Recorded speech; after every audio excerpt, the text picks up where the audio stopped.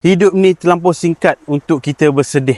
Jadi kepada mereka di luar sana yang rasa kehidupan yang mereka lalui pada hari ini sukar, sulit, susah, menyedihkan, penuh dengan dukaan, penuh dengan kekecewaan. Ingatlah satu perkara ni, hidup kita ni terlampau singkat untuk kita bersedih, untuk kita frust, untuk kita stres.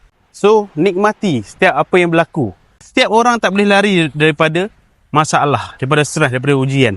Itulah asam garam kehidupan. Cuma membezakan bagaimana untuk kita manage setiap masalah yang mendatang, ujian yang mendatang.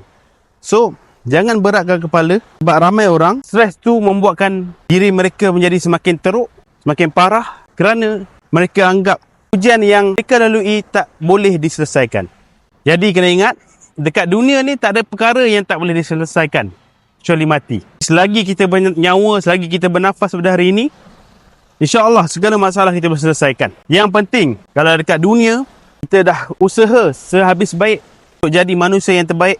Jangan risau kalau kita tak dapat result, tusan, kejayaan dekat dunia, pasti Allah akan balas dekat akhirat nanti. Jadi teruslah jadi orang yang baik. Teruslah usaha tanpa jemu, tanpa kenal erti lelah. InsyaAllah kejayaan akan kita capai.